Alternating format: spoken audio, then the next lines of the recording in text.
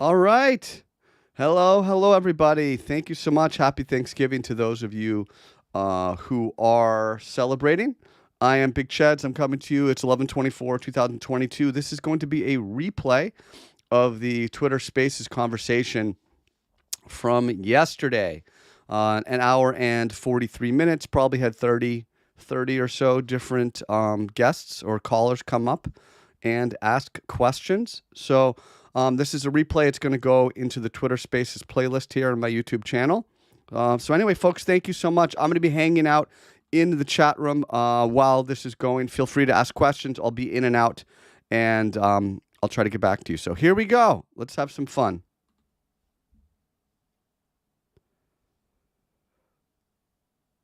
All right, what up? It's November 23rd, 2022. We're just getting started here for a Twitter Spaces conversation. If you're listening now on the replay, it's being posted to YouTube. I'm part of the Twitter Spaces series, so thank you for hanging out with me. Folks, if you're joining me live, I'm really excited to have you. Just wait for a few minutes while I get things all set up. There's a few things I want to do. I'm going to attach a few tweets here just to get things started. The first tweet is my pinned tweet, information about my book. I'm also going to attach something called new follower packet. It's a tweet that will give you information about, let's see, new follower packet. To get information about textbook recommendations, where to go to get started. And let's see, is there one more I want to include? One more. So give me just one more moment to attach a final tweet. The final tweet is a link to a free report, one of my reports from Bitcoin Live. Back in May, a lot of people are curious about Bitcoin Live, what it's all about. So now I have three tweets attached to this Spaces. So we're going to have a great conversation today. I love that I could just go live like whenever I want, and I'll get hundreds of people coming and hanging out with me. And we tend to get some really great conversations going, and these are based on your conversations. So this is an ask me anything segment, right? What that means is I'm going to bring you up, and we'll talk. You tell me about how you're doing, tell me about what you're trading, then you can ask me questions. What do I think about this? I'm encountering this problem when I'm trading. I want to talk about it with you, because what we're doing together is we're building up a wonderful body of educational material, learning material, and years from now, we'll be able to point people to these conversations, especially new traders. So you're part of that, right? So there's a button, folks, in the bottom left. There's only 63 of you, so we'll take some time to fill up. Actually, let me send out a tweet first to remind people. Share via tweet that I'm doing this. It often will take a few minutes to get things going, and that's okay. Share via tweet, BTC. Come ask me questions. All right, boom, I just tweeted it out. So that's what it's all about. Like, I'm not going to sit here and just talk the whole time. So I'm going to do my spiel here briefly. But before I do that, hit that button in the bottom left where it says mic is, it says like request to speak. I want to get as many of you folks in here as possible. So we're going to wait until we start to build up a list of people who want to talk. And then once we have that, and we have a little bit of momentum, then we can start the conversation. So again, if you're listening to my voice right now, then I want you to hit that button in the bottom left that says request to speak. Don't be shy. Don't be shy. I want to hear from you. I want to hear how you're doing. I want to hear your questions. But, who am I? I'm Big Cheds.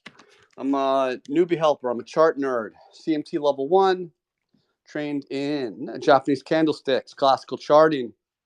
I'm the author of Trading Wisdom, 50 Lessons Every Trader Should Know. You can get that book on Amazon, Kindle, hardcover, audiobook, and paperback. You can also get a version of that book for free on my YouTube channel at Ched's Trading. Go to the playlist, Trading Wisdom, 50 Lessons Every Trader Should Know. While you're there, you want to check out the playlist called Masterclass Technical Analysis Webinars. That's going to help you learn how to trade. It's going to teach you how to set up your chart. moving averages, identifying major support and resistance levels. Check out the long form interview series. That's something I'm really proud of there on my YouTube channel. And check out the Twitter Spaces playlist. This is conversation 23. I believe. Nice to see you, Mansa. There'll be some more coming soon. But folks, I need you to hit request to speak. Only one person wants to ask me a question. We're up to 110 people, and literally only one person has a question about the markets. I mean, that means the rest of you must be doing great. You must know everything that's going on. So I see some of my returning guests requesting to speak. It's good to see you, but I really need you folks. I'm asking you, hit that button. I want to add you to the list. All right. So check out my YouTube. Tons of great free information. And if you want to learn how to trade for real, kind of take it to that next level, you want to think about joining Bitcoin Live. I'm a founding analyst. I've been doing market reports there for over 4 years. Do a Wednesday night and a Sunday night update. So I'm going to do one tonight. And I don't miss those reports. I never skip one. Doesn't matter if I'm sick, I'm on vacation. And I did a couple of reports from a cruise this year. It took me hours to upload it, but I just get it done. Really proud. Take my responsibility seriously. So Bitcoin Live is really a great team. And check, at the top of this spaces, there's a tweet that you can get more information on that. So I'm going to start to add some people to the conversation. Please wait until I call your name, and then we're going to get this conversation started. Folks, hit that request button. All right. That's how we make this happen. But we'll start out with Mansa. You were first. Mansa Musa, man. What's going on, buddy?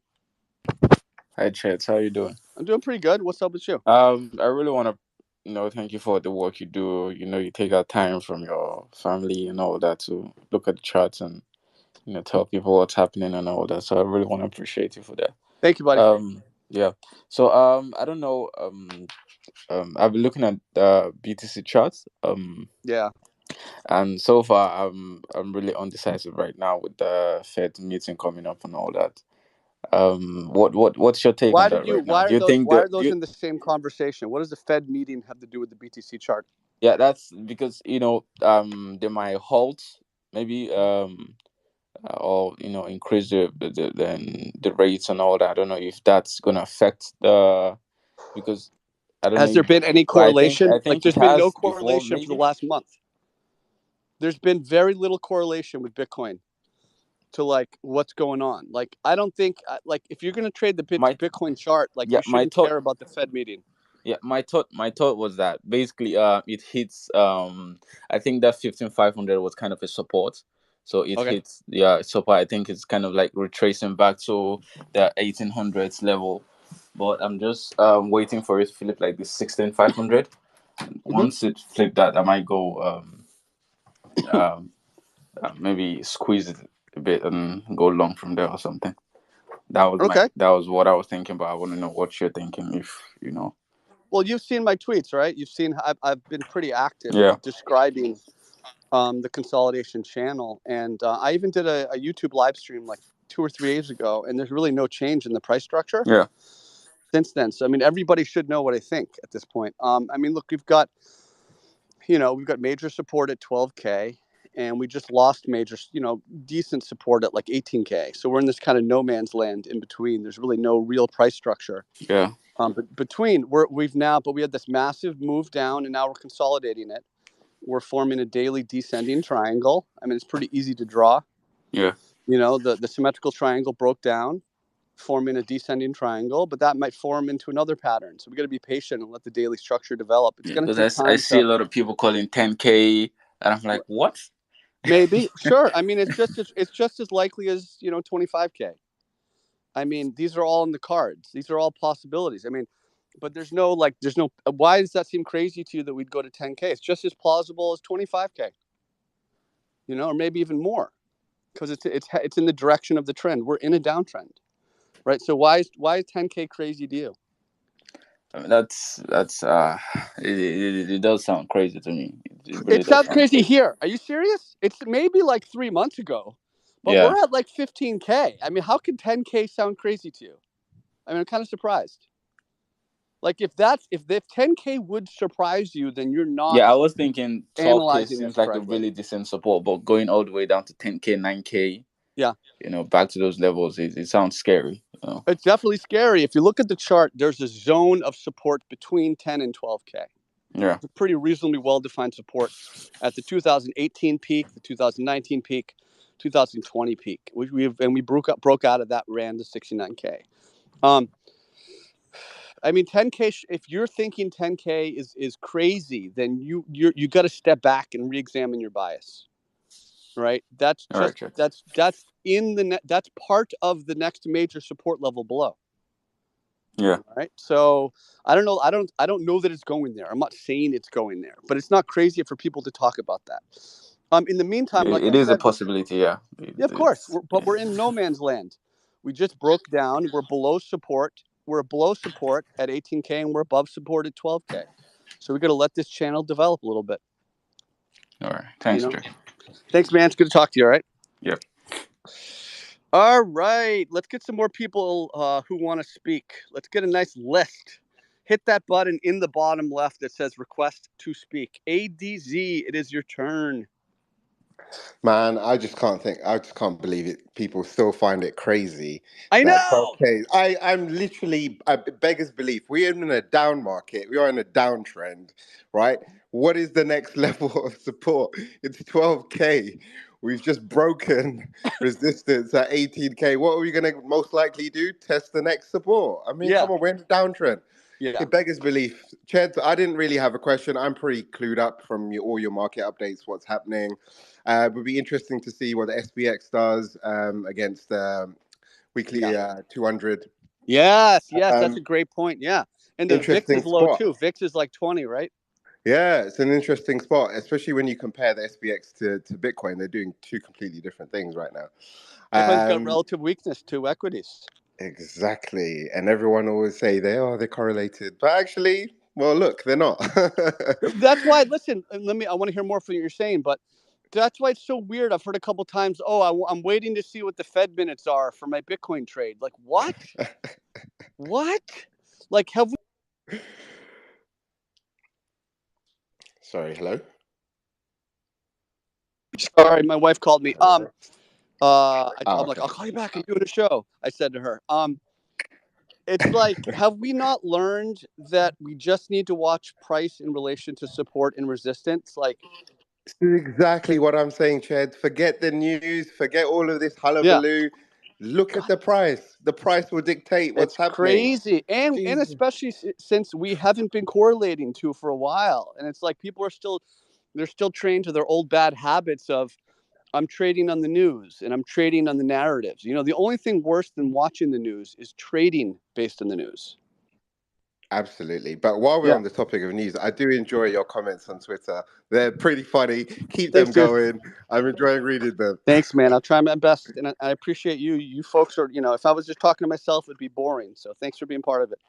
All the best, Thank you. Chad. Thank Cheers. you. Good to hear from you. All right, let's get some more people in the conversation. I want you to hit request to speak. Hit that button in the bottom left. I'm Big Cheds on Twitter. Ched's Trading on YouTube. Take advantage of the good stuff. There was nowhere near this amount of good, free educational stuff when I started with crypto. So take advantage. Scrappy, your turn, buddy. Coco Satoshi. Yo, Chet, what's How up, you? man? I really had no question, man. I just want to thank you for your content, man. Tell me how you're doing. What are you doing? What's going on with the market, in your eyes? I have no clue what's exactly doing with the markets because I'm traveling a lot for work. I only check your tweets sometimes, man. Okay. All right. Well, I hope you're enjoying yourself while you're traveling, even though that's work. Hopefully, you're having some time to stop and breathe and enjoy, what you're doing. Yeah, I will, man. Thank you very much, man. Thank you for stepping up. I appreciate that. Even that, folks, is all you need to do. I just want to hear how you're doing. You can, if you want to hear me talk to myself, go to my YouTube channel. Okay. This is about me talking to you. Pem, it's your turn. What would you like to say, Pem? Hi, how's everybody doing this afternoon? I'm doing good. Why don't you tell us how you're doing? I'm doing great. Actually, just doing my trading, doing what I do every day for 32 years. I wanted to put out a little suggestion out there to everybody: buy puts on the commodities exchange in Bitcoin. You'll make a lot of money. I've been short since 60. Mm-hmm. Now I'm playing on the commodities market. Yeah. It's an opportunity like I've never seen. So tell Obviously, us more about your thinking. So you're still short bias in Bitcoin, is that right? oh, definitely, yeah. And when's your idea wrong? Well, I haven't had an idea go wrong for a while. I've been doing this for 32 years, to be honest No, with you. So no, but you know what I've I'm had some saying. good Look, if luck you're in the long on last. something, you I know think when the I'm idea's down wrong. out of my last 100 trades. I think I'm down 3 or 4. So I am not perfect, but Well, yeah, but that's a different question you're answering. You're I, answering a I'm different question. what I'm concerned with Bitcoin is the obvious. There's no oversight. What's going to happen? I think there's going to be some regulatory issues which come into. It's going to be an illegal stock distribution, Yeah, for one. As soon as they find it to be a security, which I do believe that will not a happen. commodity. Not a commodity. Not a commodity. I believe it'll be a security, and Okay. I believe that the SEC is gonna track down every share, and I believe that there was an overhang of shares not accounted for as to With why, BTC. and the BTC. With BTC. Okay. Mm-hmm. I also think that there's no all the volume has been rigged, just like wash trading. I mean, what they did was they went and the first thing they did was have to build the data center, which they didn't have. So they made up the DeFi story so that they can get people all over the world to pay for Who's their they? equipment for Who's they? nothing. Who's they? Who are we talking about? The real heisters behind Bitcoin. Okay. It's not a guy named Takashi Sakamoto or Yeah, yeah. whatever his name. I Mm-hmm. don't believe in any of that story. I think it's a heist. Mm-hmm. I think that once it's regulated, they're going to run into nothing but extreme problems. So the fact there's no management. Also, as you saw when it went to 1.2 trillion dollar market cap, they did not do Mm-hmm. uh, anything to incentivize the company to stay in business or stay Which company? profitable, Which company? or not the company, but the I'm Bitcoin, having, whatever it really is in but any it's of its infinite decentralized. It's a forms. peer-to-peer currency. Like you're talking about it like it's like a stock on the NYSE. No, Like actually, I'm not, because what they did is, in my opinion, they got a lot of miners with dreams, called them yeah. miners, and got their whole data uh, cost outlaid by the public. So Mm-hmm. that was the first part of their heist, in my opinion, was getting the build out of the infrastructure for free. Then, in my opinion, from there they quickly moved into bringing in the criminal elements to create the illusion of volume, of trading volume. Mm-hmm. When most of the trading volume on Bitcoin is Mm-hmm. illegal, illicit transactions. I don't think Okay. anybody's going to disagree with me on that. And the investors kind of got pulled in the middle, and they're looking at volume bars that simply don't exist. The Mm-hmm. volume doesn't correspond with and you don't know if it's going up or down on supply and demand. Mm-hmm. There's an algorithm that we don't know, and Mm-hmm. unfortunately nobody knows. But I don't believe there's a supply and demand mechanism that's fair to the trader, and the volume isn't fair to the trader. So you got investors Well, let me intermingling pause with. you. Let me pause you real quick. And Yeah. I love your standpoint, and I like your enthusiasm. So, but if that was true, how come technical analysis is so effective in Bitcoin? If what you're saying is true, I don't how think it's ever been effective. That's why you see. that's That's not why you true. saw the I know public it's not buying it at true. all No, time highs, nope, at highest nope, nope, investment nope. volume. Nope. You're talking to the guy who called the top in the day it happened, who's called the Okay. top of every mean reversion since it happened. My body Okay. of work is impact. I mean, I've proven TA works in Bitcoin, so that's the problem with your argument. Yeah, but It's just you sure it's not just an accident, or it's yes, by correct. Yes, it's yeah. I am sure it's not an because accident. Classical charting applies. We have a trend, we have supply and demand, and we know when the trend strengthens or weakens, right? But you may are be a you fundamental. can Let you me finish. can You may be you a fundamental analyst, which I think is valuable, and you're probably way better than me in fundamentals. But it's not really a debate if technical analysis works because it's a trend and TA works. I mean, you'd have to explain my feed like luck. Your luck. I mean, you can't use that as an explanation, right? well, also you don't know if it trades precisely on supply and demand. Nobody does. Nobody No, knows how the the. price is the answer. You're arguing with the market, brother. The price is the truth. It filters out No, because everything it's you're saying. one-sided transactions most of the time. Doesn't It's matter. not Whatever you're buyers and saying, if what sellers. you're saying It's is mostly important, the just price will break being support. used. But Price either wouldn't you holds support agree? or not. Yeah. Go ahead. You Well, make your point. I'll respond. I Make your point. disagree Go with ahead. your thesis. I think that Yeah. most of the transactions are illicit, illegal, and represent one-sided transactions that don't push the price up or down So let me address that. Let me necessarily. address that. You're making like a really good point. It's possible that you're true. You're right. Right. From my standpoint, though, all that matters is the price. Right. I believe in Sure. efficient market hypothesis. I believe in the semi-strong version. All Well, public you also information is know that baked in. 30% of the Let me trading reply. volume is the most you can trade in the That's stock, noise. right? You're just talk. It's Dominance. talk. Let me respond. That's just noise. Everything outside of the price is talk and speculation. You're making a very compelling case. You believe in everything you're saying. All I'm looking at is a trend, and I can show you that like Bitcoin, is traded incredibly clean, especially since the top. Like, there's no argument that you can't TA Bitcoin. Like, it's been that Bitcoin proves TA works. It responds exactly to supply levels. It works with moving averages. It works with weakening trend and strengthening trend indications. Everything you're saying, if that's important, then the price will break support. So What everything about outside the volume? Do price is you look at speculation. volume when you do your Of TA? Do you look at course, the volume? volume is part of TA. Every signal, the strength of it is based on What if volume. 98% of that volume was a terrorist organization transferring money for a missile to Iran from wherever, say, and it's a Yeah, one-sided transaction, so it doesn't yeah. affect supply and demand really, I don't because think that's I it's don't a think that's grounded in reality. buying and selling Yeah. intermediary is what it's acting as actually, Here's how I as see it. it. I'm a trader. Like, I'll trade any market, right? I used to trade penny Yeah, stock markets, and I assumed most of them were I love the scams, and they OTC. I were. love it. I Yeah, and love it. I look, altcoins to me are absolute garbage scams, and I think altcoins are probably all unregistered securities. But it doesn't mean I can't They trade them are. because they all trend. They all trend. They all have charts. If the charts are liquid and they're The actively problem I traded, have it is the doesn't matter. beginning of Bitcoin. The What's beginning up? of Bitcoin. Yeah. Where did the 21 million lie? And how can you Uh-huh. be so sure that there isn't some script running on the back end of the Bitcoin platform that's Yeah. actually hiding stuff off the I blockchain? don't care. I'm a trader. I'm a trader. Why would I care? It's a market. I'll trade it. I don't care Well, what's because behind the price. I'm looking to actually make the most money, so I've done a But buy you're put. arguing with You the can buy market. You're puts going to once they argue with the put it on the market. You're not going to mercantile win the exchange. argument. Yeah. They're going to lose. They're But going to lose to a lot of listen, guys brother, like you're me. not going to win the argument with the market. You can say whatever you want. At the end of the day, there's a price, there's a bid and the ask, there's a last transaction. That's the market. If you want to argue with it, and you've been successful so far, then I applaud you. I'm happy for you.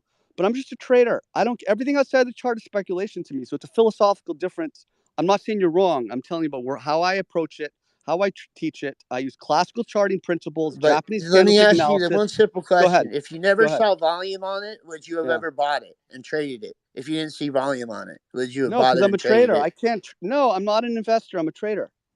Okay, so what I'm saying is the volume is Yeah. completely You may be worse than right. You wash may be trading. right. You may be The wrong. I don't volume is know, and I don't completely care. That's what illegitimate. you The say. volume. That's what you say. That's noise. That's talk. It's speculate. You may be right, but I don't care. It's volume. It's on a chart. It's on Trading View. It's on a candle. It works. Whatever it is, it works. What you Like, can't see if the dollar volume's increased because the volume doesn't I give don't you the care. What do I details of care? I don't what was a care. illicit transaction from an I don't care. investor. It It doesn't doesn't matter. I'm not separate the trying to two. marry it. I'm not trying to marry it. What do I care? I'm not Sure. trying to like. No, I'm not I trying think to. you're very smart. I like your performance back in me. I really Look, do. here's what I say. I think I'm not saying you're wrong. Trust me. Like, I'm not a fundamental analyst. I know I micro specialize in Bitcoin price action, and I'll put my Yeah. public track record against anybody in the world. Right, and I'll say that. I'll stand with that. You can Do you pick think any they went video a I've little done. bit too far by ignoring Mm-hmm. the fact that they should stay Who's they? I cognizant don't even of believe in a they. I'd have to answer your question. I'd have to agree with you in the concept of a they. So I don't even know how to quantify that, right? So I'll leave that to someone else who's well, smarter than me because at no one knows fundamentals. who invented the fucking thing. Pardon my I don't French. care. What do I care? It's a chart. I can trade it. I can take advantage of a movement outside of the trend. I can take And advantage of a if dip in I an were you, I'd uptrend. buy puts. You get so much leverage, it's disgusting. I And wouldn't worry about me. it's I all called done. top in the day it happened. I sold all my Ethereum above 4,600. Okay. I wouldn't Nice, worry about nice. me. All right.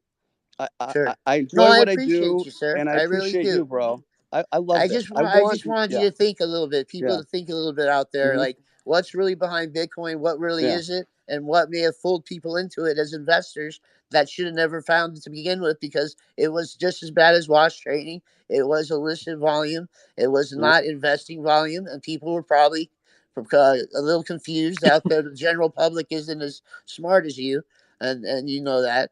So I mean, the general public may have been fooled on the grand scale that you can't even imagine, based on the volume, and I could the whole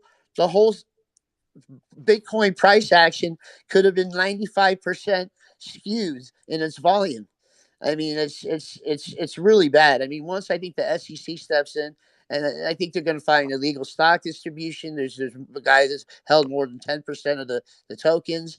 You know, there's a lot of laws that will come into play that will take this thing Well, down. let's see. Those are great Yep. theories. You may be right, but I'll let the market resolve the matter in the end of the day, brother. All right. Yeah, sounds good. Thank you very much for your time, sir. I appreciate you, brother. I'm not against you by any way. I like listening No, to you. I doesn't sound like you are. Look, if we all agreed, the price would never move. Like, I embrace the disagreement. That's how I see it. So thank you very much. Okay. But just be careful. Don't fall for wash trading, because you said we're talking about the OTC. You know, that's the base. You've mentioned that. You've made your case effectively. You know, you've made your case. You've made your case, brother. All right. All right. By the way, on the OTC, buy a stock KRTL on the OTC. There you go, man. I hope you have an awesome holiday. Okay. You too. Happy Thanksgiving, everybody. Happy to you, man. That's what I love. Like, come up, challenge me, disagree with me. Even if you call me an idiot, like, not that he did. Look, but I'm saying this. Let's talk. Right? Nobody really knows. We're all making our best guess. That last guy sounded like he was very convinced he could be right.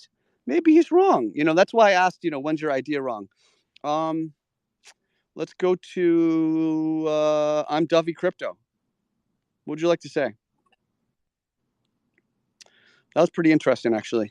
What's up, Dovey? Yeah, doing good. Just, no real questions. Just saying hello. We spoke last week. Yeah. I appreciate everything you do. Thank you. Yeah, it was interesting, that last guy. You know, but how would it be wash trading? Well, the exchanges would have to be in on it. Well, he kept saying they, and I feel like when you have to define that. It's the cabal or it's the people. I mean, that's a very hard to define thing. So. Yeah, but all the exchanges would have to be. I mean, sending Bitcoin from one wallet to the other doesn't impact the price, if I understand that. It would only be the bid and the ask on the exchange, right? So yeah. So what's up? Do you have any questions, brother? Or that was it? You just wanted to no questions. Just saying hi. Just trading here. I mean, I'm in a few shorts now. I'm a little antsy with a 2:00 release. Just Wix might hit my stops. What are you shorting? I'm short Cardano, Bitcoin, and Litecoin. Interesting. I had been short on Litecoin, but not once it broke out of that 7-month base. It's basically a scalp. For the last pump. Yeah. You're thinking about like a short back down to 72, 73 or something? It's the 70 based on the hourly chart. 71, yeah. Yeah, I mean, that's reasonable. It's generally the top of a base. I think that chart's really improved quite a bit. So I think it's worth watching a little bit closer. Right. It had an hourly kind of, it was a bull flag, but then it broke down a couple hours ago. So I shorted back the retest. We'll see what happens. Yeah. Well, I think small positions, well, brother. You're managing your trade. That's the most important thing. Maybe sometimes too much. Yeah, I know, right? All right. Thank you so much, my friend. I hope you have a great day. Bye-bye. See you, buddy. Beast. Mr. Beast, what is up? Hey, what's happening? How you doing? I just wanted to go back to a point you made a while ago about not trading other markets with Bitcoin. And I think that may have been a major issue for Alameda and FTX because they, I assume, created some pegging, market-making system that brought in all of this data and used SPX, DXY values and sort of pegged it to that. And then they based their directional market making based on the moves of the other markets, which is sort of why I think we've totally seen a drop in the correlation between the two in the last month and a half because of their issues. And now it's all come out to light. You think the change in correlation is because they were that heavily had their hand that heavily into the into Yeah, the I mean, cauldron. Yeah. SBF said he was 5% of the daily volume. So, I mean, Well, do we trust him? I mean, or you know? I don't trust him, but I Yeah. mean, you know, But that's interesting. somebody So, I was mean, I don't trading know. there, you know. It's as So, plausible as anything I've heard. That's yeah. just, yeah. So, you know, I think, you know, the Fed, you know, all, you know, it's a rising sea floats all ships, but I wouldn't put too much emphasis on it. And I thought that was just Although something on the that other I hand, I thought mean, of. there's weak correlation, but like if you know, I think if the SPY, it's you know, if there's a big enough move, there will be some correlation. It's one of those things where you know, like a minor move will probably not correlate, but there's still like if you know, like if you know, like the whatever the SPY, what is the SPY at, like 4,000 or SPX? I mean, if it dropped like you know 400 points in a day, I mean, I don't think that that will have some impact for sure. But I think it has to be a big enough move that for the correlation to really matter. Just my opinion. All right, man. Yeah. What else you got? Anything else? And For us? the only other thing is the point that Penn made. You know, he thinks that it's all manipulated by terrorists. Yeah, that was an interesting I one. think that's a little hyperbolic. Right. I think there are more good actors than bad actors. You know, it's a decentralized network. Anyone can participate. Of course, there's going to be some psychopaths that are trying to scam you out of all your money. I 100% think every market is manipulated. Yep. You know, someone has to buy and someone has to sell. Yeah. And when there's more sellers and buyers, price goes down. When there's more buyers and sellers, price goes up. Yeah. You know, some people will call that manipulation, and I would call that manipulation. You're just manipulating the price up. I don't think manipulation is a bad thing.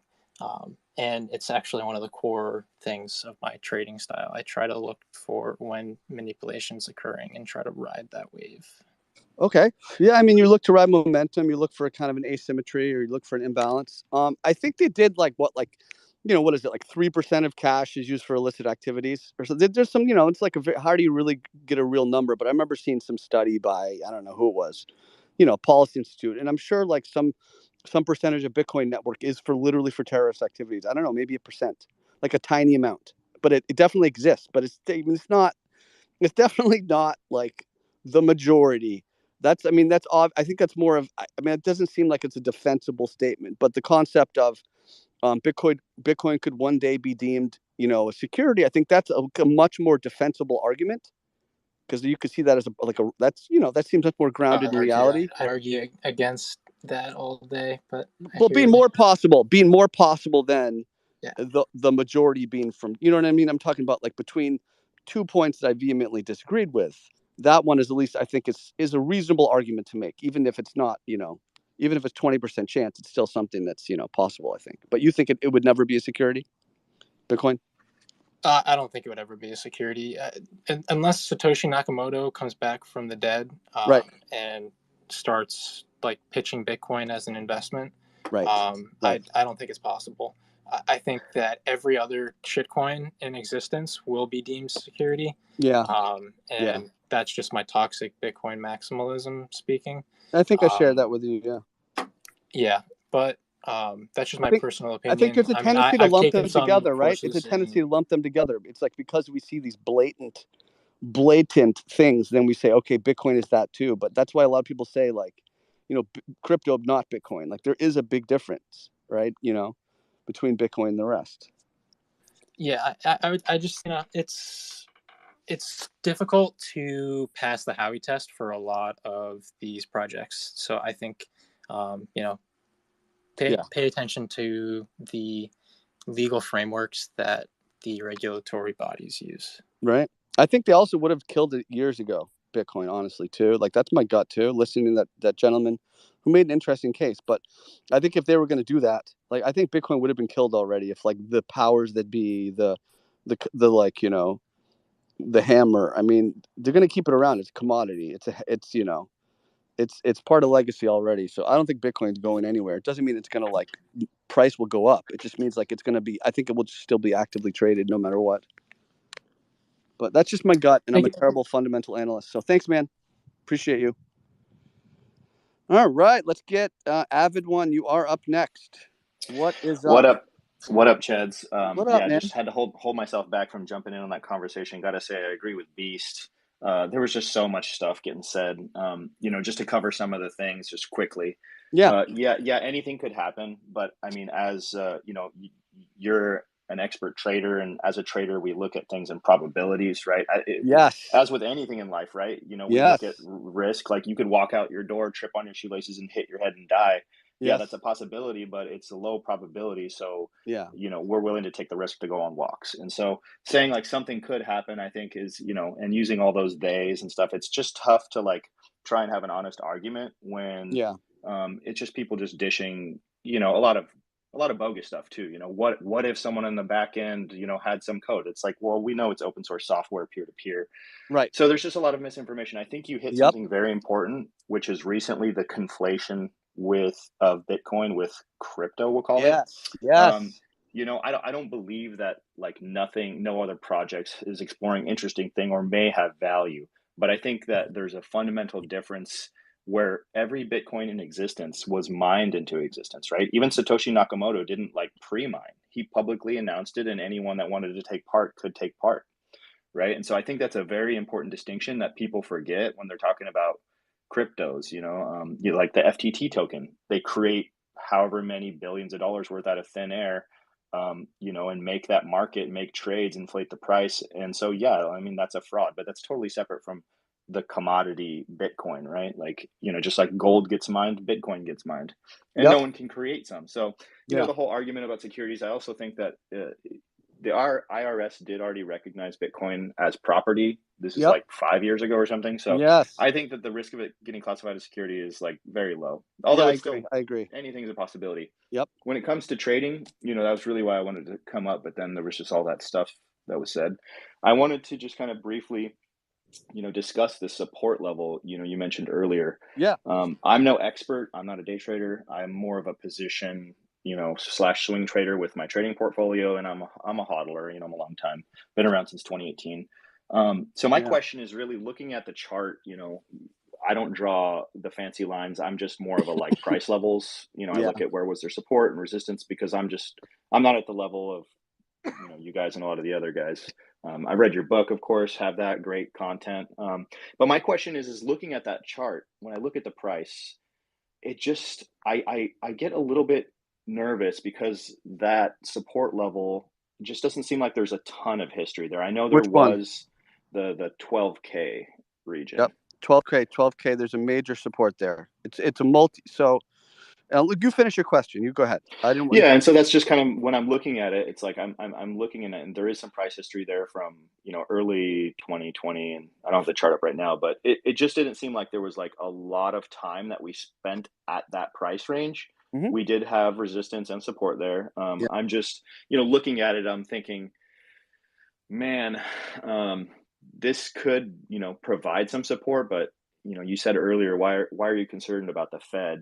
When I'm looking at the support, I just like to take everything into account. So it's like we're in a downtrend. You mentioned that. I'm not concerned with the Fed necessarily for the daily price action, but I think that does have impacts on generally trends, how much money is available for people to. But you're speculate. a hodler. You're a hodler, and the trend of the Fed is they're eventually going to lower them at something. They're eventually going to stop raising them, and then whatever years out to lower it. So I mean, the long arc of what the Fed's going to do is kind of known.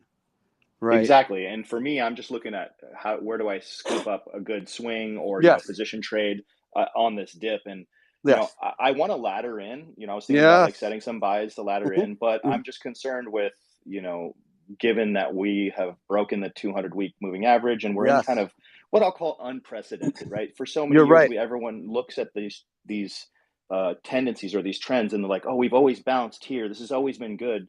But we're kind of in this new zone where we're underneath the 200-week, different monetary policy. So I'm just curious, like below the all-time high, below the prior all-time high. Exactly. So I'm just curious, like how you basically separate all this kind of narrative stuff that we were talking about from the price action itself to just to build your confidence in putting on a trade. So you had it was such a great question, and because there were so many topics I wanted to pull on there.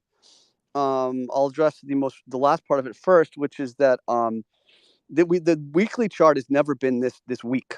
if you look at the slope of the 200 moving average, the simple moving average, that's the trend. Like, what's the trend in classical charting? That's the 200 moving average, right? And the weekly has never been this flat. It's been up forever, right? So all we do is make a new high, we go 80%, we make a new high, we go 80%, right? People are conditioned that Bitcoin is up only, and because it's done, XYZ for the last 10 years, that means it's going to do it for the next 10 years. And that's why you got idiots out there calling for $500,000 last cycle or 250K last cycle, and plan B nonsense, and all these people who had new accounts grow to like 500,000 followers with no content other than like, let's go, just believing that's going to happen. We had our top. Weekly chart broke down, lost the weekly MA50. We tried to bottom at 53K, that failed. And then when we were in the 40K range and we looked to be losing that level in March, I started talking about 12K. Back in March, when we were at about 40K, and I was called a bear. You're a perma bear, and I'm thinking, well, we have some pretty serious long-term momentum building in the weekly chart now, and I can see us, if we lose this support here right around 38K, I see us testing 30K. And if you admit you can at least test a level, then you have to say, well, we could break it, right? There's no guarantee. You talk about probabilities as a trader. There's no guarantee you're going to bounce off support. So I said, all right, we test 30K, we're definitely testing 20K, because there was almost no price history between 20 and 30K, right? So I'm kind of walking it through this step by step by step. Then I said, all right, at 20K, all you have is the prior high. That's really just one data point. So if we test 20K, we have to be ready to break it. So the next real support level from 40K, the next real support level was 12K. Since like March on Bitcoin Live and then April on Twitter, I've been talking about 12K, right? I had that tweet. I said in April, put out a tweet in April, and I said the run from 12K to 100K is going to be epic. And this is when we're at like 40K, and it's, oh, you're a bear, you're engagement farming. We're almost there. And since then, I've had people mocking me saying, when 12K, Cheds, right? When 12K. So it's not surprising that we're heading in that direction. And to get there, we've had to see the deterioration of the longer term chart, the weekly chart. You talked about it being below the 200 and now below the prior all-time high. We've never spent this much time below the 200. So I honestly think like the next bull run, we might top out at 50K or 45K. What if we bottom at 8, 9K and the next bull run takes us to 50K? There's no guarantee of a new all-time high in the next cycle. And I think people just assume there is. So they're still talking 250K, 500K, right? They're ignoring the trend. So that's I think, sorry to interrupt, I think go that's ahead. super important, that point that you just made. And, I'm a hodler. I believe still in the long-term thesis, Yep. but I'm also not divorced from the fact that there's risks, right? And Yeah. I think not we, but like generally there's been a lot of complacency around assuming that the cycles will always continue and repeat. But, Yes. looking at the trends, if we only 3x'd our last all-time high from 2018, Yeah. and then people are saying, oh, well, we always do an 80% drawdown. Well, it's like, well, if our upside is getting reduced, and if you look at the trend from 2015 to 2018, it was, I don't remember the exact number, but it was like an order of magnitude larger than 2015 to 2018, and then now we only 3x. Yeah. It's like, if you look at those trends, it's like, I don't think that it's not going to make a new all-time high eventually, but it seems like there's a lot of taking for granted that it's always going to be, it's just going to moon. It's just You're going to go exactly up, right. just buy it. You're right. You're describing If the most retail traders, and that's a major problem they have. And you're right. There's only 2 data points, 3 data points, 10 years. How about this? How can something be you hear generational bottom? Anyone talk about that? Have you heard that recently? People Yeah. say this. Bitcoin hasn't even been around for like a half a generation. Like, how can it be a generational bottom when it's only been around 12, 13 years? Like, it's crazy to me, right? So yes, we agree on that point. So we can agree on that point. So move on. 12K. Okay. 12K is a multi-year support level. It's the high from 2018. It's the high from 2019. And it's the high from 2020. All right. So you have a well-established level and you have time interval, like classical charting. When you think about, like, a lot of people, and I know you're not much of a technical trader, or at least not as good as maybe other things. So think about like a double top. People call double top, but if it's like, the first top's on the first day and the second top is the next day, like that's not a double top, that's one top. It's part of the same move. But if it's an attempted top here and then a month later it comes back and tries again, that's you have time interval, right? There's something called time interval in classical charting. So 2018 high, 2019 high, 2020 high. That's a pretty well established level. So that's why, and then you've got a whole bunch of clusters of candle bodies, candle wicks to well-defined levels. So that, in my view, is excellent evidence that that's a level of interest, right? But here's what we need to keep in mind, which is not as often discussed. It's not as much about the price, it's about how you get there. So if we drop to 12K quickly, that makes it much more likely we'll bounce off of 12K.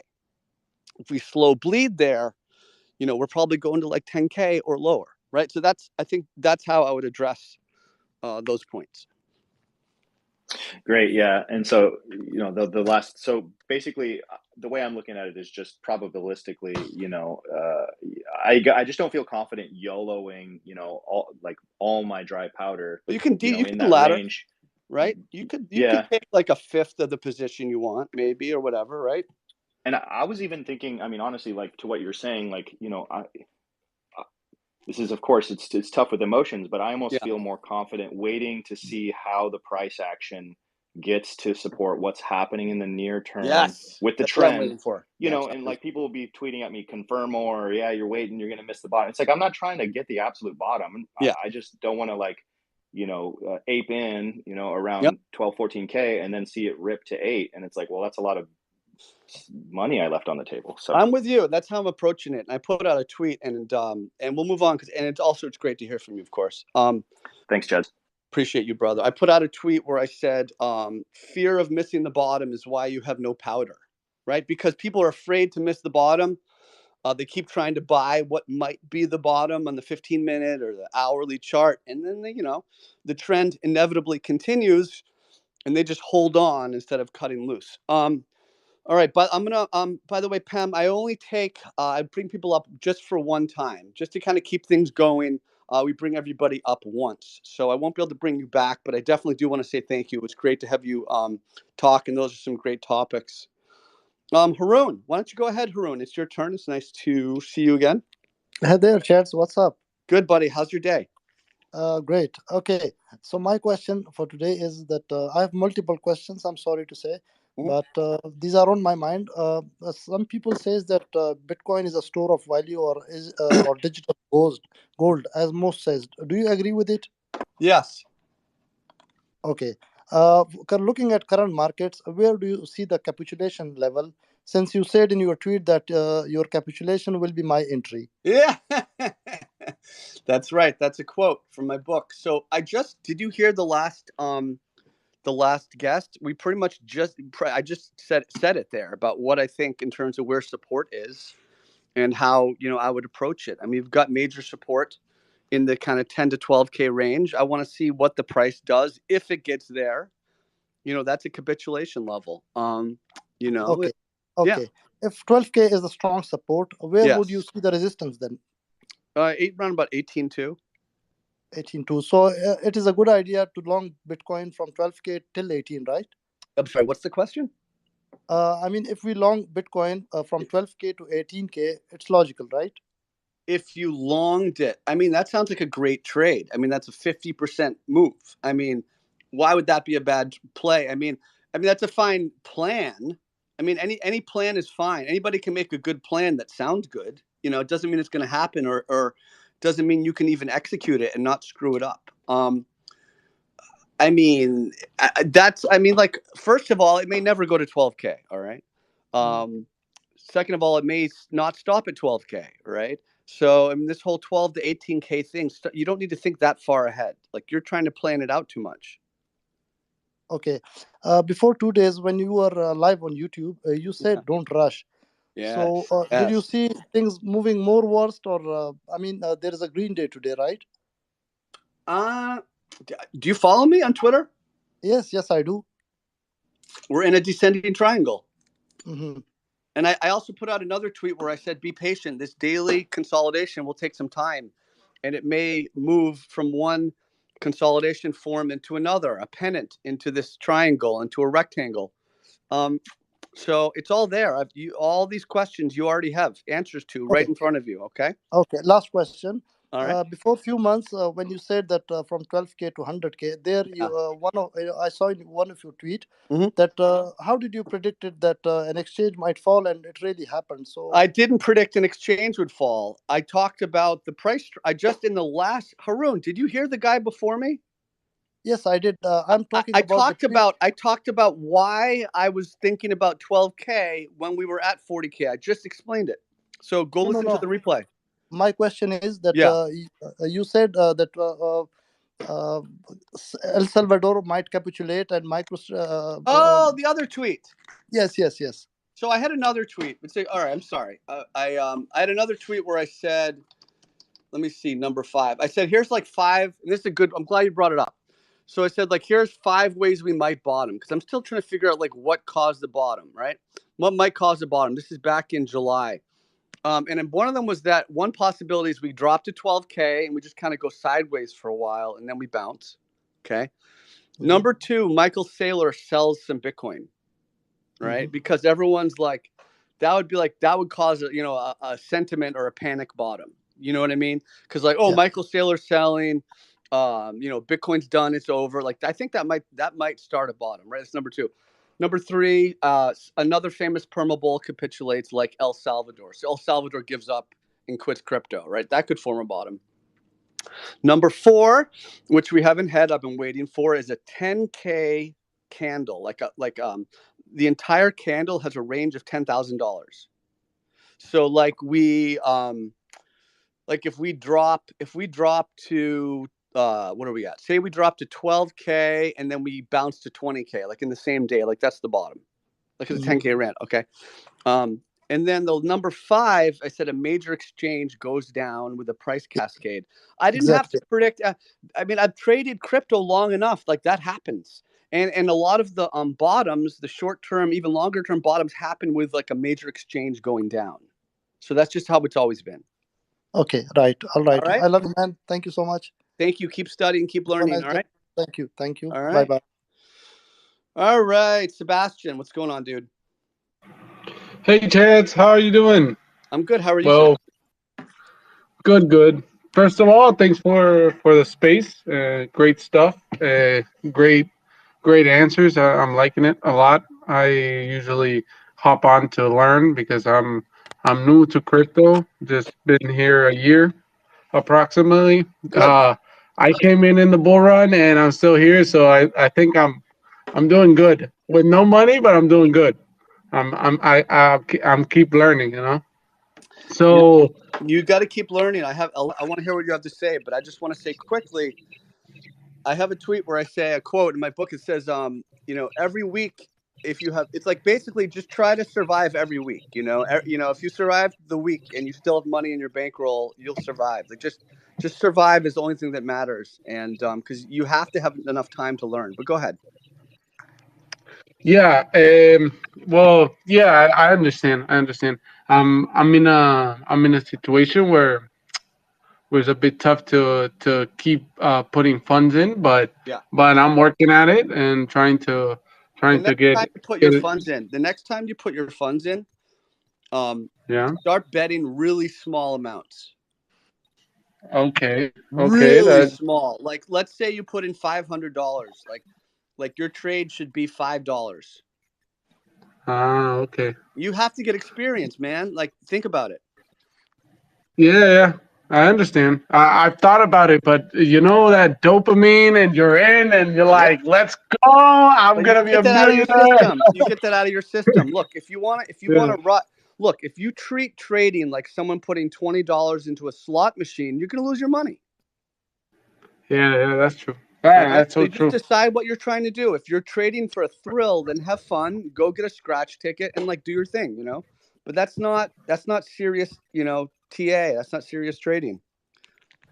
That's true. That's so true. That's so true. And in the case, I live in Argentina, so it's a bit tough to get around the amount of money of trading. But once I get some savings, I usually put it in because I bet on my future, and that's what I try to do always. Good for you. I Well, had a bad betting experience. yourself, betting yourself, improve your skill sets, right? Make sure you're investing in yourself. There's watch a lot of videos, try to learn about technical analysis. Invest in yourself and not just, I believe in Sol or I believe in Ada. Like, don't bet on other people, bet on yourself. That's so true. That's so true, and we hear it all the time, but I hear it all the time, and it's once you're in, it's sometimes so hard to to go with the right education and do the right thing. Yeah. Amigo, have you watched my YouTube channel yet? Yeah. I'm a subscriber. All right, watch everything I though. I I I first came around to knowing you from Crypto Banter. Have you watched there? I appreciate that. I appreciate that, man. I actually have 13 episodes that I did on Crypto Banter that are still there, and they're really great TA and they're really good education. Watch my the free version of my book. Go watch the Trading Wisdom playlist. I think it's going to help you a lot with the trading psychology that I hear you kind of talking about. The emotions. So Yeah. why don't you start there, and then come back next time and let's talk about how you're doing. Okay. Okay. Can I ask you one more question Please about do. the Please do. price and chart and so? Okay. You said if you just said a bit ago, if we touch it a level, it's enough to beat it. Just like that's how I understood it. If we touch that 12K, you believe there could be a 9K that most are talking about? Well, these are all. It's a probability scale. If you were to if you were just, it's not a straight line of what definitely will happen. There's a range of possibilities. It goes to 14K, it bounces. It goes to 12K, it bounces. It goes to 10K, it bounces. It goes to 8K, it bounces. It trades between 5K and 10K for 2 years, and everybody gives up. Right? Anything could happen. What you want to do is be ready, and you be ready by examining the chart, identifying the important support and resistance levels, and pay attention to what the price does as it interacts with those levels. Okay. Okay. Thank you, Okay. brother. That's a great answer. Thank you. Thank you. Thank you. All right, brother. You stay good. Thank you. All right. We all types, folks. All types of experience, different skill sets. I love this conversation. Let's go. Who's next? How about Trepka? Trepka, what would you like to say? We'd like to have you join the conversation. Hi, thank you, Big Sheds. First of all, I'd like to thank you for your content and your technical analysis and all your knowledge you bring to all of us in this industry. Thank you. I first got involved in crypto trading beginning of the bull run in 2017. Okay. I did well to some extent, but for me it was pretty overwhelming. I never had seen anything going so crazy, moving so fast, and so much volatility. So I sort of got out, the usual saying, got out too early. And then I realized what I had done. So I put my full weight behind this to learn about the previous trends, how often they go high, how long they take to consolidate, what sort of time range between low to low. And I kind of managed to work out the next low. And that worked out pretty damn well with Cardano and some other coins, and some exposure on Bitcoin as well. One thing that I learned during those previous two bull runs was that Bitcoin usually, once it's hit its all-time high, it was 80 5% correction over sometimes a year and a half, close to 2 years. And basically this last bull run, this never played out. What I meant to say is when it touched when it formed a new low and a new bull run took place on two previous bull runs, it was 15 to 18 times its previous all-time high. This last 2021 bull run didn't play out, and sort of everyone expected it to do at least 10 times its 2017 high. And perhaps this is where a lot of people got it wrong. Yeah. I sort of got out in 2021, and Mhm. I am in cash since. So let me jump in if I may. Sure.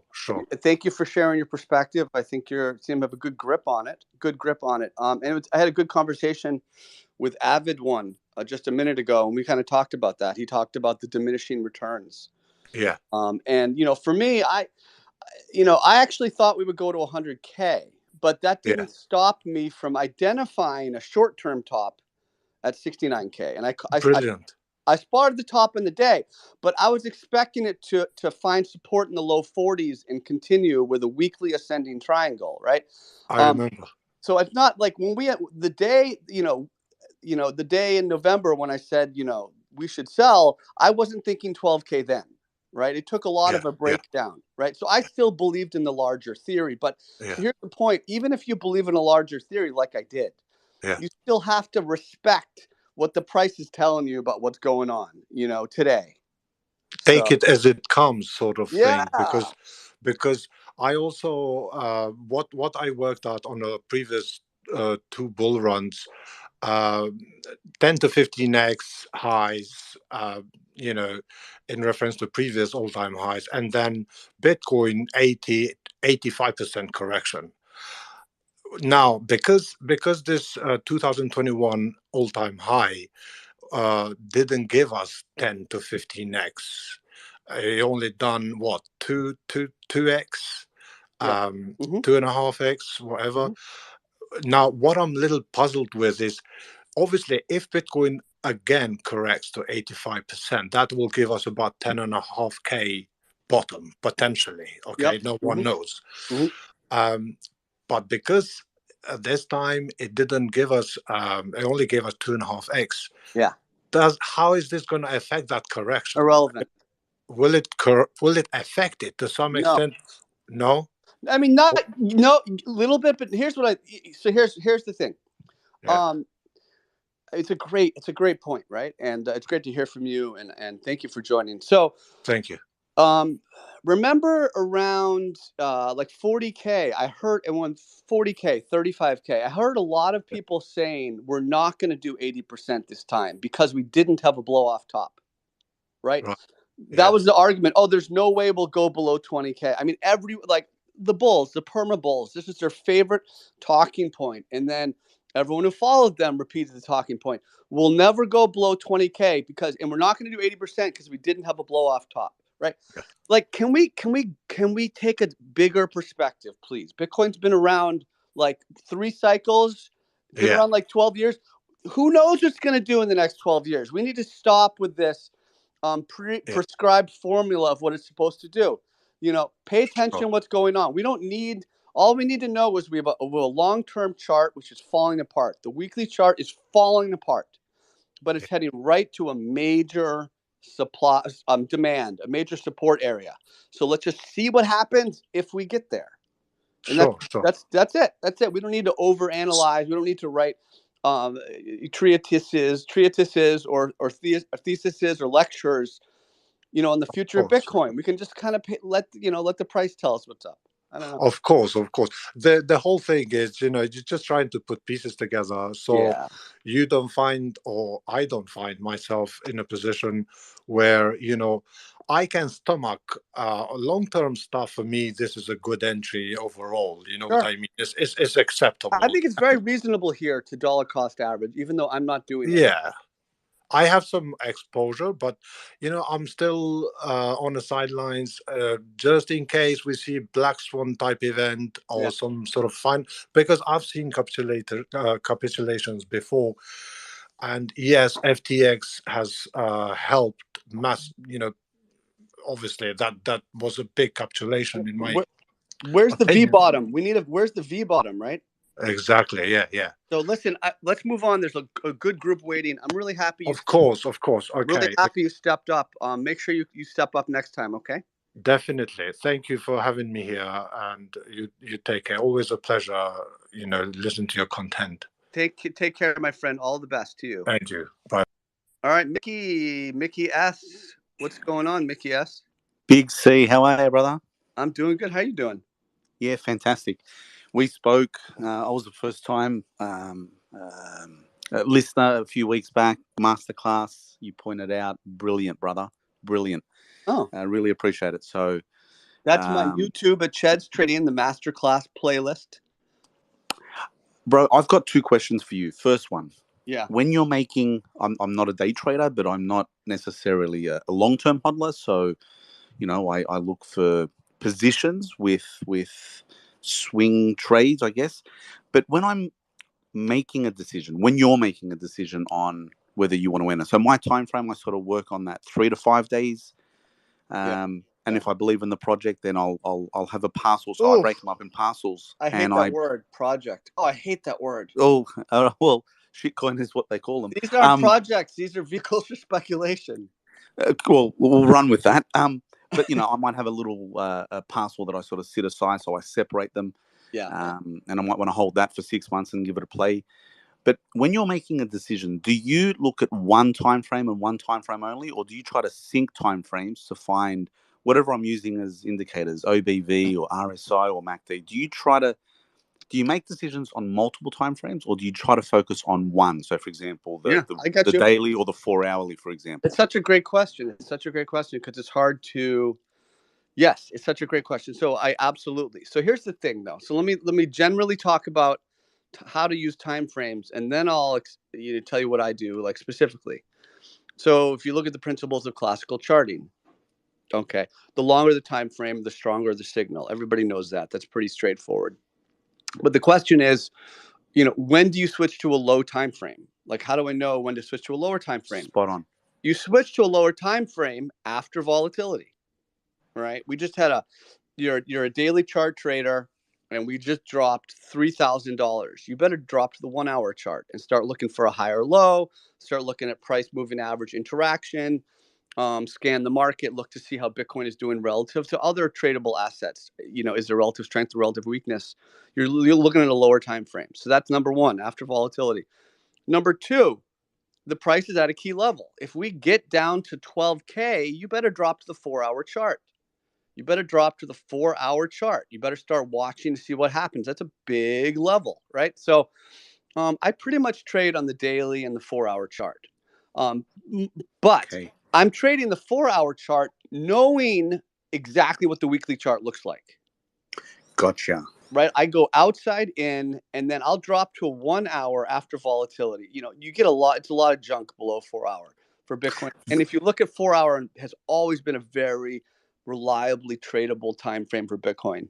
Go ahead. And I think that's part of my mistake, where I make my decision and I'm typically on the daily or the 4 hourly. I think the 4 hourly is my favorite. Like, it's so bloody reliable. It really encapsulates a lot of data over 4 hours, and the candle sort of talks a better story. But when I'm making a decision, I'm there drawing me lines on the sometimes on the 30 minutes, sometimes on the 1 hour, but then I skew away from the 4 hour, my ultimate objective, and I find it gets a bit clouded. So I think I like the way you put it. High volatility, then drop down to the 4 and possibly the 1.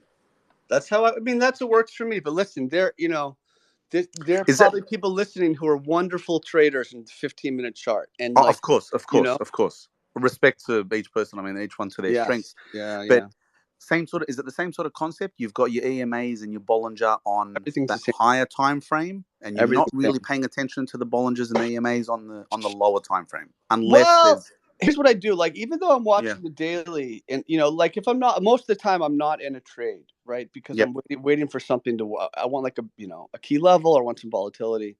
But if we're like seemingly kind of just boring on the daily, I'll drop to the 4 hour, even the 1 hour, and I'll look at the Bollinger Bands, and I'll look at when they're really tight. So I'll at least use that to suggest to me volatility is impending. So if you see my tweets, when like there's nothing else happening, you'll see me tweet out like 4H bands are starting to pinch. I've noticed that. Yeah, that's why I asked the question. Yeah. That's all because that's the only thing really information I can give you, because that's all I'm getting myself. And I say, okay, it's something. It's just, it's saying maybe we'll have some volatility soon, but that's about it. So, Gotcha. All right. And one just follow-up question. Yep. I know it's probably specific to Mask, MASK, but at Mask, what point? Yeah, I was pretty fortunate with that last run a few weeks back. What was the pump about? I was trying to remember. Was it like it was some news thing that people thought it was Twitter related? Yeah, that's what I thought. Okay. Yeah. At what point does the bull flag? Sorry. At what point does what happens within the bull flag on the lower time frames, that is, become irrelevant?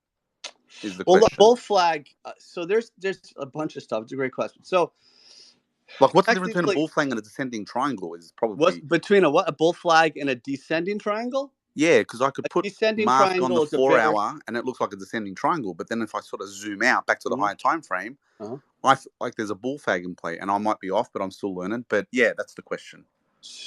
So a bull flag is a bullish continuation pattern marked by a strong move up your flagpole, and then you have a consolidation pattern, a consolidation channel with lower highs and lower lows. It's like a flag.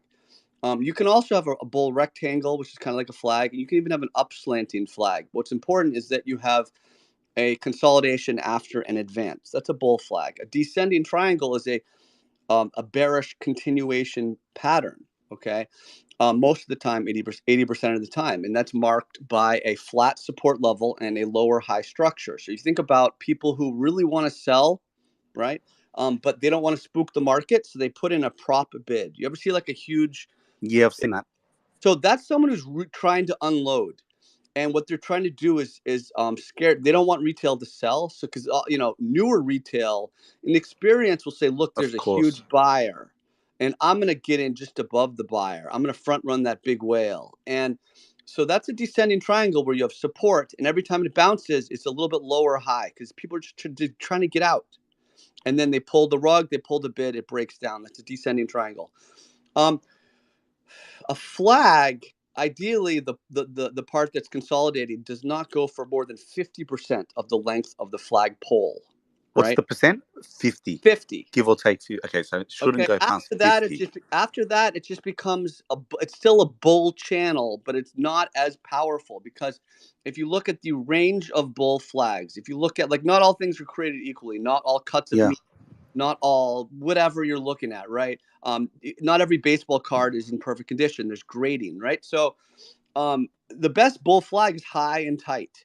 It's consolidating near the top of the flagpole, real tight near the top of the range, and it doesn't go on that long. And then you have all variations of that. So, you know what I mean? That's all the context I think you need. Or No, I know what you mean. Maybe I misread Mask as a bull flag where on what time frame? On the 4 hour. No, it's way over. Like, it's gone more than the 50% retracement to start with. I mean, it's about the same. Are you talking about from like $1 all the way up to $6? $1 to $6, and then what it's doing this last 3 weeks. I mean, 4 hours. Am I reading it wrong? Yeah. Yeah, I think what you want to look. Here's how I see it. I see you have on the daily chart, you've got a downtrend that's trying to reverse, and it's still in pretty good shape, because what's happened is, if you look at, see where the highs of May, like around 240. Yep. Okay, that's your high water mark. Okay, and then every time it bounced since then, it had kind of a lower high structure. Yeah. At least for like August 12th, right? So anybody can draw like a trend line, and you can see where like it broke that trend of lower highs. All right. And then it eventually got above the 200, and then eventually it flipped that May high. Okay. Now, what has it done? The last 2 times it's come back to that May high. It's bounced off of it. So it's trying to turn it into support. So you want to step back and see, I have a daily picture, which is trying to reverse a downtrend. And only thing I need to know right now is, am I above or below those May highs? That trend line. Yeah. Not the trend line, that horizontal zone, the May highs. It's a very simple support resistance flip it's trying to do. All right, brother? Gotcha. Thanks, brother. Legend. Great combo, man. I'm just having fun. I'm just a dude having fun. Thank you. I'm Big Chad's on Twitter. I'll do a quick reset. We'll get some more of you folks. Thank you, everyone, being patient. I'll try to bring everyone up. Big Chad's on Twitter. I'm the author of Trading Wisdom. You can get that book for free on my YouTube channel. The book is wildly popular. It's like 4.7 out of 5-star reviews. You can get it's on Amazon, but you can get it for free on my YouTube at Chad's Trading. I'm really proud of the videos on my YouTube channel. I think they're great if you're learning how to trade. You are part of that, because this conversation will be uploaded to my YouTube in the Twitter Spaces playlist. This is conversation 23, just like this. Regular folks, people just asking normal questions, and you can learn from that. So check all that out. If you check, there's a pinned tweet on the top of the Spaces, textbook recommendations, learning videos, stuff like that. So it says new follower packet, right? Check that out. And then, of course, Bitcoin Live, where I'm a founding analyst. I'm part of a world-class team of analysts. I personally do a twice a week full market report. I have not missed a report in over 3 years. And, when you sign up, I encourage you to kind of go back and check, what the reports have been saying. So I think we've done a great job. And when you sign up, you get access to everything. So it's just something I'm very comfortable talking about and I'm very proud of. Moving on, let's get T-Bone. I think you've been patient the most, and it's your turn. What's going on, buddy? Hey, Cheds, can you hear me? Loud and 10. Hello. 10-4. Or what is it? Not Can 10. you- What's the military thing? What is it? 6-5? Hey, mate. Yeah, I've got a similar sort of question Okay. from the last guy. I'm a Bitcoin Live member. Bitcoin Live. Yeah. So I'm kind of time poor, and I only get to look at the charts probably once a day. That's not bad at all. Now, sorry? That's not bad at all, actually. No. It's, for like half an hour a day. That's not bad. Now, you talk about, like, when you get to a key level, you should zoom in and, make your trade based off that.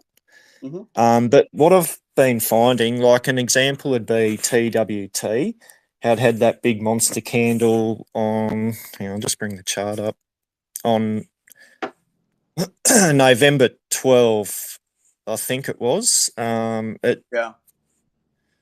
13, and 14, really. I mean, if you look at the... Well, what I did, I had a limit order. Sorry, it's just coming up now. Yeah, so I had a limit order just above that line where you're probably like $1. Where was 24, 25, the August high. Yeah, so I caught that was run. the lower high. That was the lower high, right? You went long on that first. Yeah. It was about it. Yeah. It was about good. Yeah, I did well there, but in another example would be like on sushi. Sushi swap. I think.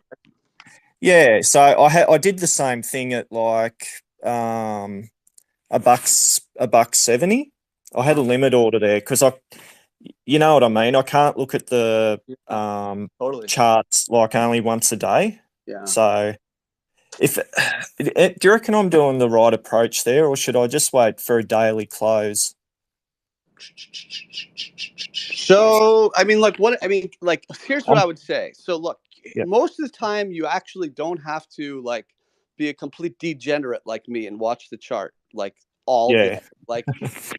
All day, right? You don't have to. I'm a complete. I'm sitting here hosting the Spaces. I could be doing something else, but that's addictive. It's fun. This is great, and this can be listened to, down the road for other people. We're creating value here.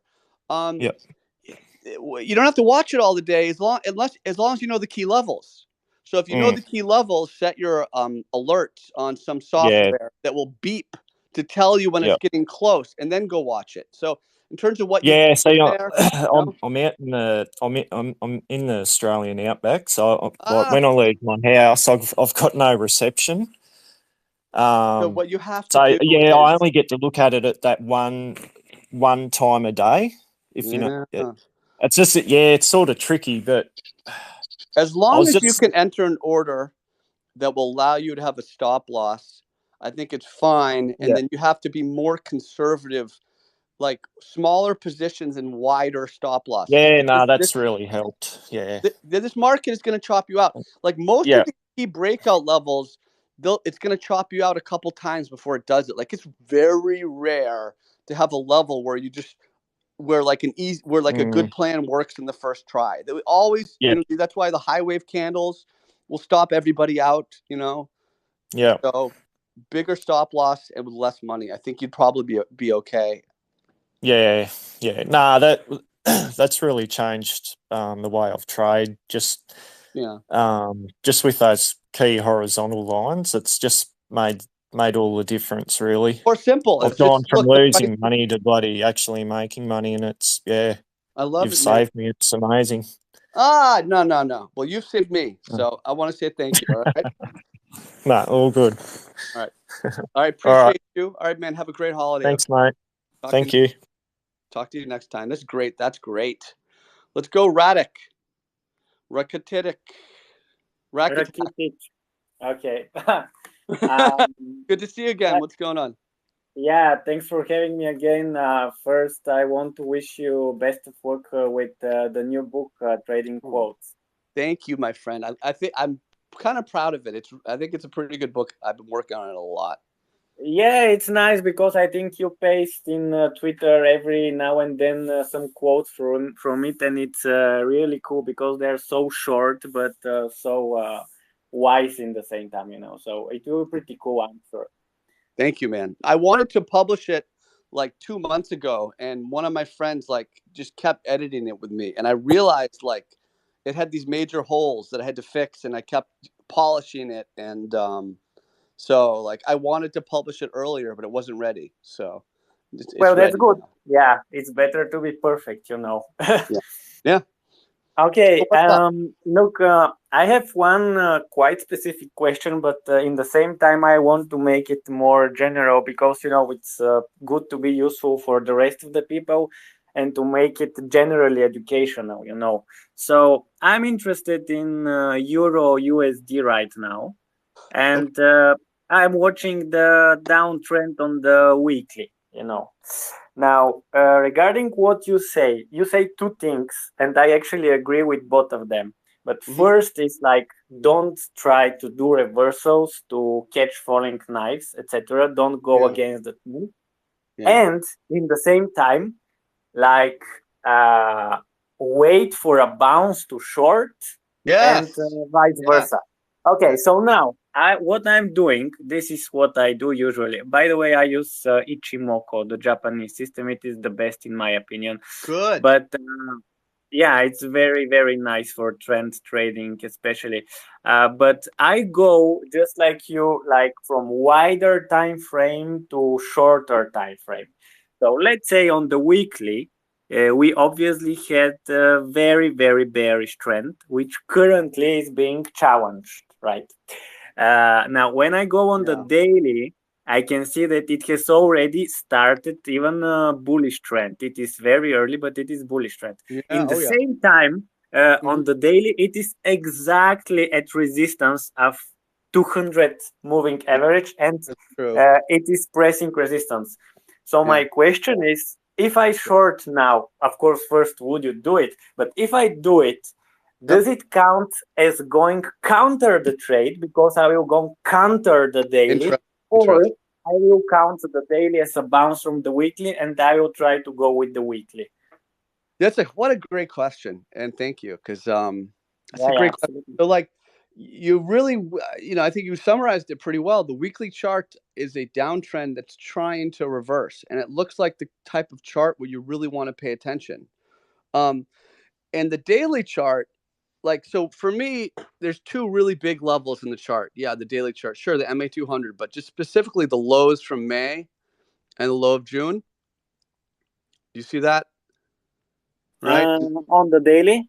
Yep. Take a look at the low of May. It's like around 1036, and then look at the low of June, and then look at the highs of August. It's just a clean like support that became resistance, right? It's just this really well-defined level, right? A horizontal.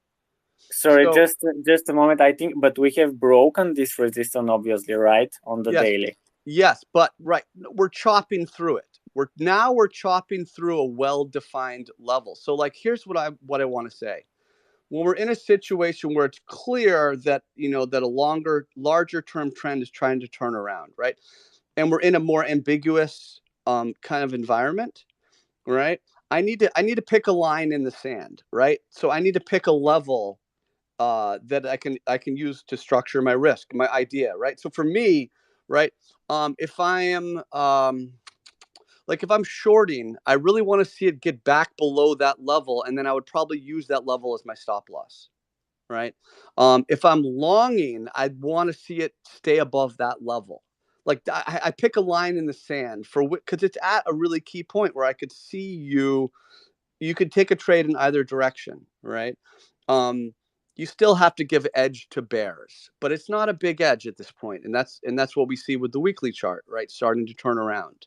So for me, the point I was trying to make is that when it's a little bit ambiguous, you have to pick a line in the sand. You said MA200. I would pick that level I talked about, right? The May lows, the June lows, and the August high. That's what I would watch on that chart on the daily. So basically, you wanted to go back down below them, and then to be comfortable with going with the short, because you will be more relaxed that it will not break the moving average 200, and instead you will use it as stop loss. Pretty much. I mean, pretty much. That's yes. And in terms of how exactly I would structure the trade, we could talk about that further, but not right now. The point I want to make is like that's the level that bulls want to see the price above, and that's the level bears want to see the price below. Not necessarily the 200, because the 200 will continue lower, most likely, right? It's a move, and it's going to move with the price, right? But that's just a clear support resistance flipping level. Like, so in terms of how I might structure a short right now, you could take a short here, and you'd have a stop loss at like 1043 or whatever. Use one of the candles from from like a week ago. I mean, that's not but once we get below my key level, I'd move my stop loss down to that level, because that's just an important level. All right, buddy? You mean move it to break even when you feel safe enough? I mean, look, I'm not going to tell you exactly how to do the trade, right? But what I'm telling you is the level to watch. All right. You have to figure out how to structure your trade. That's the level I would watch. Okay. Okay. Many thanks. Thank you, man. Appreciate you. Appreciate that. There's just who's up next? Trader Jay. You've been really patient. Trader Joe, man. What's going on, buddy? Trader Joe 89. It is your turn. You've been patient. Thank you so much. Hi, Chad. Sorry. Hey, thanks, man. I know you've been patient. What's going on? I'm good, man. How are you? I'm doing pretty good. It's been a good spaces. Probably wrap it up in a bit, but I'm having a good day. Good. So, like, I know everyone's been talking about these major levels and things, which are obviously really key. Are you looking at them differently now? Because in the past, with Bitcoin, we've always been in a major market bull run, essentially, since pretty much 2010. And now markets seem to be pulling back a lot, and there's a good chance of recessions coming, perhaps worldwide recessions. Does it make you a bit more hesitant about it all? I think it's fine. I think I think it's a really reasonable way to look at it. I know a lot of people have talked about it that way. I feel like that's more like conventional wisdom. And it's true. I mean, there's some things that are true, that Bitcoin is only, sorry about that. Bitcoin's only existed in kind of an up only environment, right? In a secular bull market for equities. But like at the end of the day, like show me where that is on the order entry system where you're putting in your trade entry and your stop loss, right?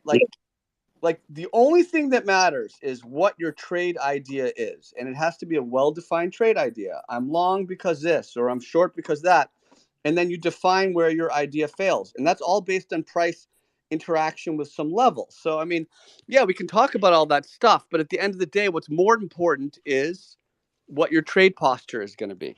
All right. If those things are important, the price will tell me because it will break all support, and it will just do whatever it's going to do. And I'll just let that tell. That's what I spend most of my time on, because everything else is so speculative. And if you think about the major tops and bottoms, the macro picture always seems like, at the bottoms, the macro picture always seems terrible, and at the top, the macro picture always seems great. And Bitcoin's everywhere, and it's the Super Bowl now, and it's the new thing, right? At the bottom, it's, Bitcoin's going to get regulated, and, it's over now. So, and the macro is really bad for it, right? So it's like that whole thing where we just got to see what the price does first, and, not worry so much about the other stuff. Yeah. Cool, It's not a great answer, but it's the only one I got. I mean, I get it. I'm not saying you're wrong, and you're probably right, but it's still, that's not going to, I still have to take a trade. So. Yeah, it's just that with me, most of my trades, I'm either looking for a short-term bounce, or I'm short most of the time at the minute. Well, you're in a downtrend. You should be shorting bounces. I mean, the altcoins have been great to short for like the last year. And the price will bottom at some point, and it will give you an opportunity to ride that trend. So we'll just see what happens. But I would say if all that stuff as well might be more important to talk about in terms of our own personal finances. Like maybe I'll go out to dinner less. Like that might be something I would do with the information you just gave me, right? I'd more likely do something like that than like have it affect my trade, right? It might affect how much money I trade with, right? But it's not going to affect the trade itself. I feel like that's maybe an important distinction. Okay, that makes sense. Appreciate you. I hope you have a wonderful day. You too. Thank you. All right. Cheers to you. All right. Thank you, folks. Next up, let's go with Ray Macaco. What would you like to say? Appreciate you being patient as well. Looks like you've just a couple calls. How you doing, Chad? Good. How you doing? Yeah, respect for you. You're one of very few traders in Twitter that don't post P&Ls or like all cocky and stuff. You're always real, man. Appreciate that. I appreciate you, and I thank you for stepping up. Yeah, I'm just happy to be here. Awesome. Yeah, I can tell. Now, a quick couple questions. How big is the daily EMA 8 for Bitcoin? Because as you can see right now, it's just got rejected on that very, very hard. And a couple with because I mainly trade futures, how is that coupled with the funding rate? And number 3, what the fuck is going on with Litecoin? Okay, there you go. Yeah, that's a lot of good ones. So we'll talk about moving averages first. The 8 EMA, it's an exponential moving average. That means it's more, there's more of a price weight to the most recent candle. Like people, what's the difference between an EMA and an MA? MA is just a simple moving average. It's equal weighted. So 8 EMA, and let me just mute you while I answer. Get a bit of background noise. Yeah, go ahead, mute yourself if you don't mind, just for the moment.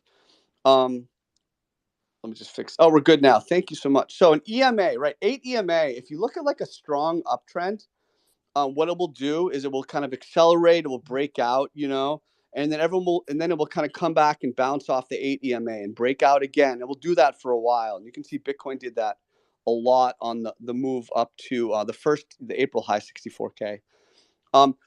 What's interesting, if Bitcoin breaks down right now, it drops $1,000. You can drop to the 1 hour chart and watch it, and it will reject off the 8 EMA like the first 2 or 3 times, almost inevitably, right? It's a really good short-term moving average.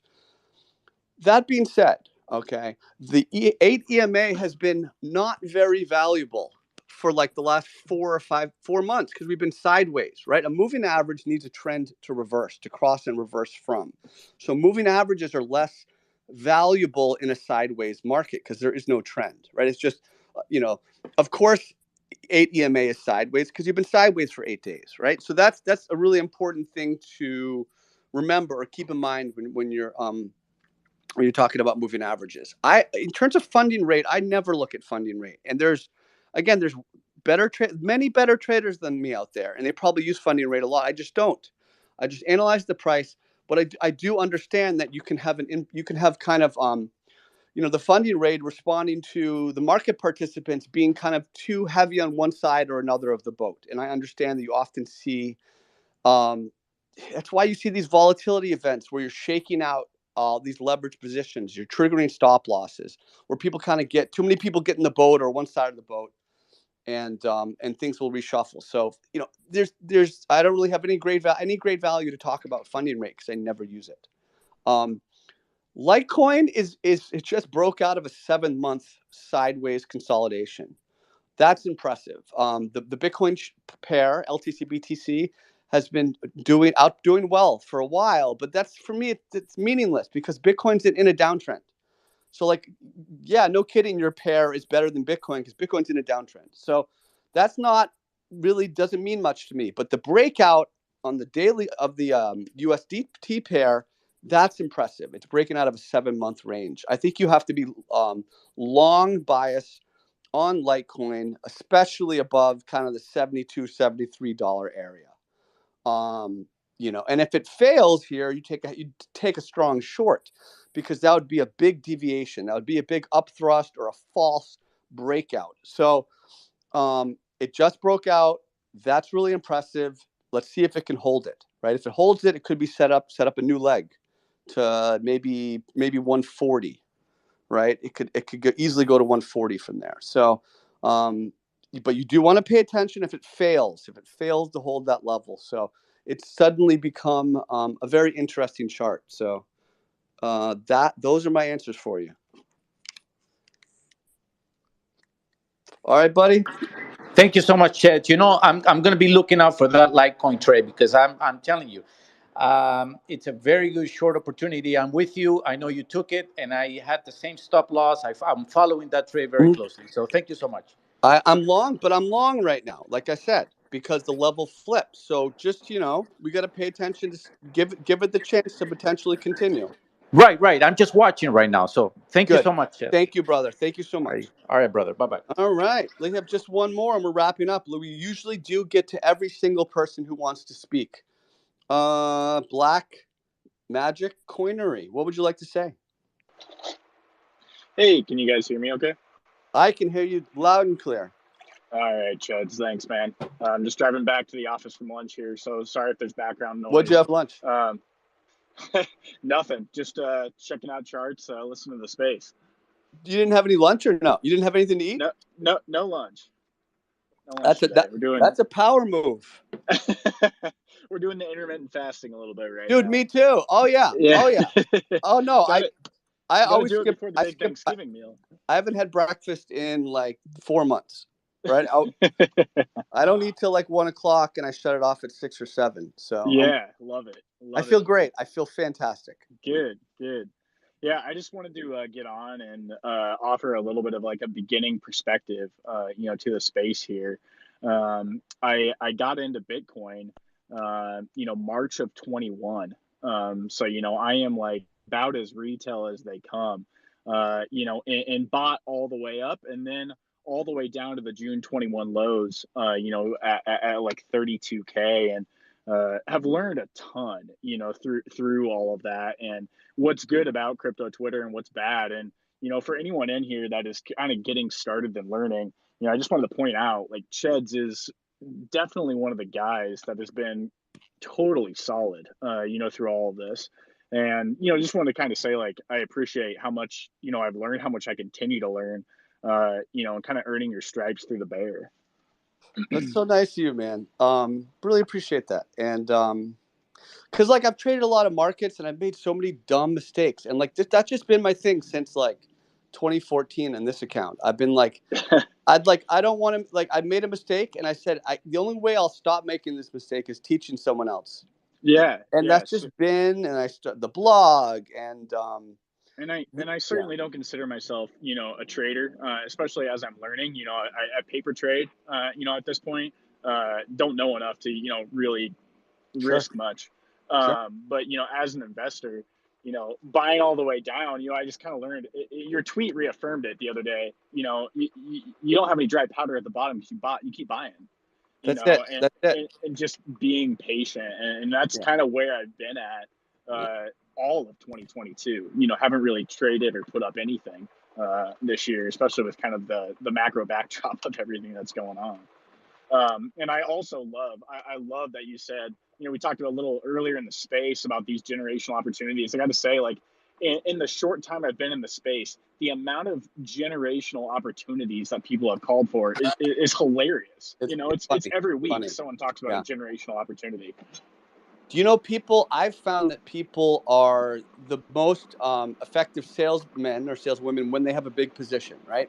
When they have a huge position in something, they really believe. Yeah.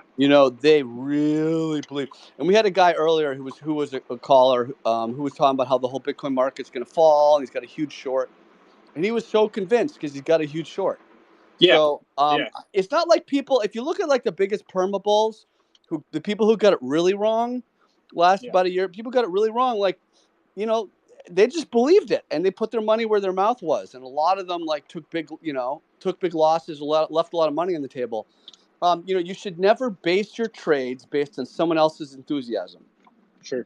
That's one of the quotes in my book. So that's a good, being in crypto Twitter, I almost feel like it does a disservice to people that are new and getting started, because you are prey to all of your emotions before you learn how to take that out. Crypto Twitter just stokes those fires. So of the emotion and everything. And it's almost better just to turn it off, while you're learning, and only look at the guys that are actually teaching instead of the guys that are shilling their position. It's easier now. I mean, there's a ton of great free stuff out there that wasn't around 4 years ago. So it's I tweeted out earlier this year. My favorite part about the bear is, I get to talk to the actual teachers in the game, and I don't have to compete for as much, BS on the timeline. There you go. Well, listen, keep at it, man. I'm really glad you stepped up, and thanks for joining the combo today. Absolutely. Thanks for everything, guys. I appreciate you folks. That was it. That was a wonderful Spaces. Today is November 23rd, 2022. If you're listening with me on the replay, it's probably a couple days later, and I've just uploaded this to my YouTube channel at Ched's Trading. This is conversation number 23 of me and just regular folks like you for a couple hours, 20, 30 questions. And if you're a new trader, starting to learn, wanting to learn more, you got to go check out those conversations. Just listen to it while you're driving, while you're walking around. Please take advantage. Check out the long form interview series. Got some great conversations with experienced traders. Check out the free version of my book. I am the author of Trading Wisdom, 50 Lessons Every Trader Should Know. You can get it on Amazon in 4 formats or for free on my YouTube channel. Check out that playlist. Check out the playlist Masterclass webinars, and I'll teach you how to use moving averages, support and resistance, setting up trades, just basic stuff. There's 4 videos in that playlist. It's all free on my YouTube channel. Check that out. If you want to take it to the next level, I would consider joining Bitcoin Live. Bitcoin Live is the best in class educational platform for crypto. I'm a founding analyst. I've been doing market reports there for over 4 years, and I'm one of several contributors. I think probably the best team in the world that studies crypto. You kind of check out who's there. You'll understand why. I do a twice a week full market update, Wednesday and Sunday. I'm going to do one tonight. I haven't missed an update in over 3 years. And it's just something really cool I'm proud to be part of, and a great track record. So check that out if you're interested. But anyway, thank you for hanging out. I mean, it's just day before Thanksgiving. I guess not the whole world does Thanksgiving, but in the US we do. So many of you may have holiday coming up. I hope you have a really good holiday. Pace yourself, right? Holidays are a tough time for some people it's not, but just pace yourself, go easy. And, hopefully you enjoy yourself. And I've enjoyed having you here today, and I look forward to talking with you next time. All right? Big Cheds out. What up? What up?